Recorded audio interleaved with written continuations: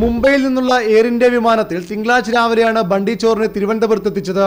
വിമാനത്താവളത്തിലും ബണ്ടി ചോറിനെ ചോദ്യം ചെയ്ത AR ക്യാമ്പിലും ശക്തമായ സുരക്ഷാ സന്നാഹങ്ങളാണ് പോലീസ് ഒരുക്കിയിരുന്നത്. 10 മണിയോടെ ബണ്ടിയുടെ അറസ്റ്റ് രേഖപ്പെടുത്തി. ഭവനഭേദനം, കവർച്ച തുടങ്ങിയ കുറ്റങ്ങളാണ് ബണ്ടിയുടെ പേരിൽ ചാർജ് ചെയ്തിരിക്കുന്നത്. ബണ്ടി ചോറിനെ തിങ്കളാഴ്ച തന്നെ കോടതിയിൽ ഹാജരാക്കുമെന്ന് ആദ്യം അറിയിച്ച അന്വേഷണ സംഘം പിന്നീട് നിലപാട് മാറ്റി. ബണ്ടിയെ ചൊവ്വാഴ്ച കോടതിയിൽ ഹാജരാക്കുമെന്ന് സിറ്റി പോലീസ് കമ്മീഷണർ അറിയിച്ചു. വൈകിട്ട് 4:30 പേരൂർക്കട സ്റ്റേഷനിലേക്കെന്നും പറഞ്ഞ് ബണ്ടി ചോറിനെയും കൊണ്ട് പോലീസ് സംഘം AR ക്യാമ്പിന് പുറത്തേക്ക് പോയി.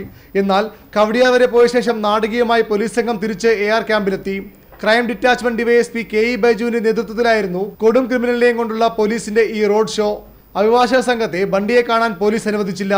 ബണ്ടിയോ ബന്ധുക്കളോ അഭിഭാഷകർ നിയമിച്ചിട്ടില്ലെന്നും അതിനാൽ അനുമതി നൽകേണ്ട ആവശ്യമില്ലെന്നുമാണ് ഇതിന് സിറ്റി പോലീസ് കമ്മീഷണറുടെ വിശദീകരണം.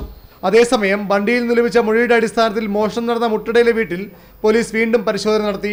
വീട്ടുകാരിൽ നിന്ന് വിശദമായ മൊഴിയും പോലീസ് ശേഖരിച്ചിട്ടുണ്ട്.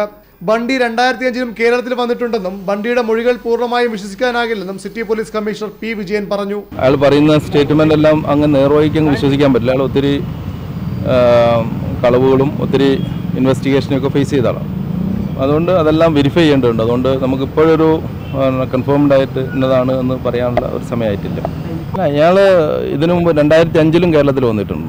ബോളിവുഡ് സംവിധായകൻ ദിബാകർ ബാനർജിയെ കൊലപ്പെടുത്താനാണ് എത്തിയതെന്ന് പൂനെയിൽ മാധ്യമങ്ങളോട് പറഞ്ഞ ബണ്ടി പോലീസിനോട് ഇത് തിരുത്തി. തന്റെ ജീവിതകഥ സിനിമയാക്കിയതിന് ബാനർജിയോട് പ്രതിഫലം ആവശ്യപ്പെട്ടിരുന്നു.